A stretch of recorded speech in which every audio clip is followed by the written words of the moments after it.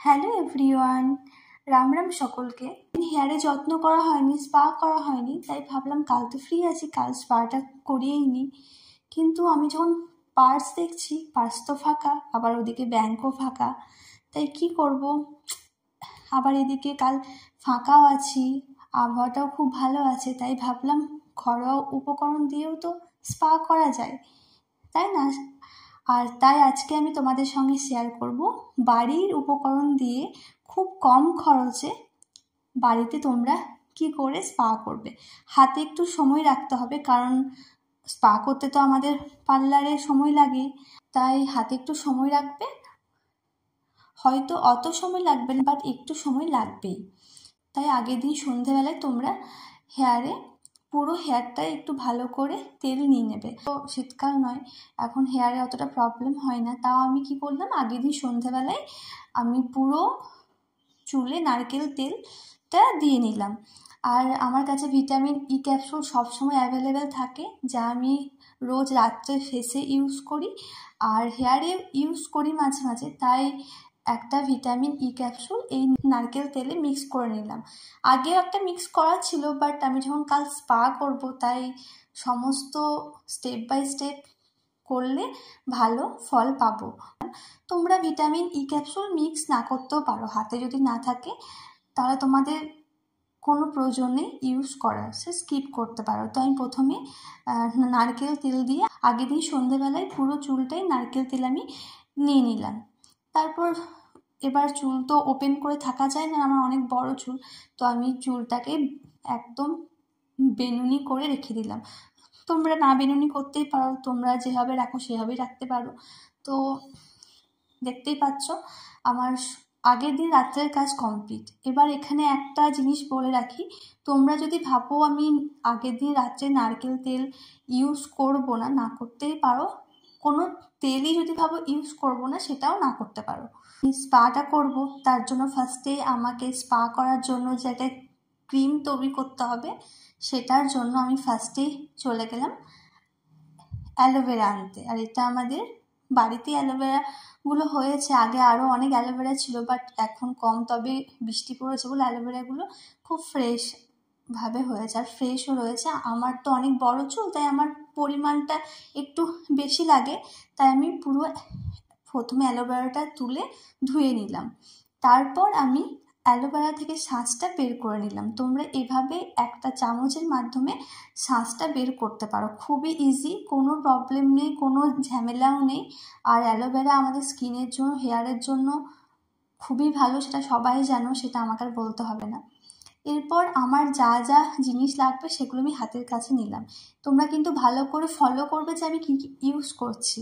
একটা বা দুটো জিনিস মিস হলেই কিন্তু সেটা আর ভালো হবে না, আর এগুলো আমাদের বাড়িতেই থাকে। তো ফার্স্টে আমি এখানে ইউজ করছি মুলতানি মাটি। এবার সবার প্রশ্ন, মুলতানি মাটিটা ফেসে ইউজ করে, তো আমি আবার বলে দিই, মুলতানি মাটি আমাদের হেয়ারের জন্য ভীষণ ভালো। তোমরা তোমাদের হাতে যদি থাকে, আমি জানি মেয়েদের কাছে মুলতানি মাটিটা অ্যাভেলেবেল, যদি থাকে তাহলে মুলতানি মাটি 2 চামচ বা 3 চামচ তোমরা ইউজ করতে পারো, আর করবেও, থাকলে এটা স্কিপ করবে না। এরপর আমাদের তো বাড়িতে কর্নফ্লাওয়ার থাকে, পকোড়া খাও তোমরা, ফ্লাওয়ার থাকে বাড়িতে, মনে হয় সবার বাড়িতে অ্যাভেলেবেল, তো তোমরা 2 চামচ কি 3 চামচ কর্নফ্লাওয়ারও মিক্স করবে। এবার একটা কথা বলি, এখানে তোমরা যদি কর্নফ্লাওয়ার না থাকে তাহলে মুলতানি মাটিটাই এনাফ, আর যদি মুলতানি মাটি না থাকে তাহলে কর্নফ্লাওয়ারটাই এনাফ। এরপর টক দই, লেবুর রস আমাদের হেয়ারের জন্য ভীষণ ভালো, স্কিনের জন্য তো অবশ্যই ভালো। আর তো আমি এখানে অর্ধেক লেবুর রস দিলাম, যেটা হেয়ারের জন্য অবশ্যই ভালো। এছাড়া শীতকালে তো তোমরা ইউজ করতেই পারো ড্যান্ড্রফের জন্য, তো লেবুর রস দিলাম। একটা মিক্সি জারে মধ্যে সব ইনগ্রিডিয়েন্টসগুলো মিক্স করবে। এরপর দিয়ে দিচ্ছি নারকেল তেল। তোমরা নারকেল তেলটা ইউজ না করতেও পারো, বাট 1 চামচ করলে মন্দ হয় না। তারপর শ্যাম্পু, তোমরা যে শ্যাম্পুটা ইউজ করো সেটা, আমি এখানে এই শ্যাম্পুটা ইউজ করি বলে এটাই দিচ্ছি। পর 1/2 কাপ র মিল্ক, যদি র মিল্ক না থাকে তাহলে বলবো স্কিপ করে দাও, বাট র মিল্কটা খুব ভালো, তোমার চুলটা স্ট্রেটও করবে, স্মুথও করবে, সিল্কিও করবে। দুধ ও শ্যাম্পু দেওয়ার আগেই কিন্তু মিক্সিটা ঘুরিয়ে নিতে পারো, মানে মিক্সচারটা বানাতে পারো, অসুবিধা নেই, একসঙ্গে বানাতে পারো। এবার তোমরা দেখো আমার এই মিক্সচারটা কতটা সফট হয়েছে, কতটা ক্রিমি হয়েছে। তোমরা যদি আগে তেলটা না নাও মাথায় আগের দিন, তাহলে তোমরা একদম ডিরেক্ট এই মিক্সারটা ইউজ করতে পারো যদি চুলটা শ্যাম্পু হয়ে থাকে।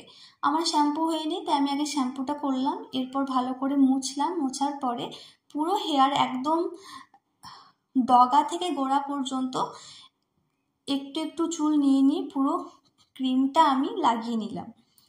এরপর চুলটা আমি একটু বেঁধে রাখলাম। এর পরের স্টেপটা হলো খুবই ইম্পর্টেন্ট। তোমরা 5 মিনিট কি 10 মিনিট রাখতে পারো চুলটা এভাবে তোয়ালে বা গামছা, যে গামছাটা খুব মোটা হবে সেই ধরনের গামছা গরম জলে ভিজিয়ে নেবে। হাতে একটু গরম লাগবে, বাট কিছু করার নেই, একটু গরম হলেই হবে। এর মানে ওই টাওয়েলটার মধ্যে বা গামছার মধ্যে যেন গরম ভাবটা থাকে। এবার আমি চুলটা খুলে সেই টাওয়েলটা জড়িয়ে নিলাম। সেটা আমি রেখেছিলাম 10 থেকে 15 মিনিট। চুলটা তো অনেক বড়, তাই খোপা করে রাখা যাচ্ছে না, এভাবেই রাখলাম। এবার এই 10-15 মিনিট টাওয়েলটা থাকতে থাকতে আমি কি করলাম, একটা স্কিন কেয়ার করে নিলাম। এই স্কিন কেয়ারটা আমি আজ থেকে নয় 2017 থেকে করছি। আমি এত শ্যুট করেছি, এত হাই মেকআপ ইউজ করেছি ব্রাইডাল শ্যুটে, তারপর আমার স্কিনটা যে এখনও কোনো প্রবলেম হয়নি, কোনো স্পট নেই, কোনো পিম্পল নেই, তার এই একটাই কারণ, এই যে আমি হোম রেমেডিটা ইউজ করছি। 10-15 মিনিট আমি কিছু বাড়ির কাজ করে নিয়েছি। তোমরাও এভাবে চুলটা গুটিয়ে রেখে বাড়ির আদার্স কাজ করতে পারো। এই দেখো আমার হেয়ার, তোমরা বুঝতে পারছো কিনা জানি না ক্যামেরাতে, বাট সত্যি স্পাটা করলে আমি বুঝতে পারি যে কতটা সফট হয়। তোমরা মাসে একদিন সময় করে এটা করতে পারো। আর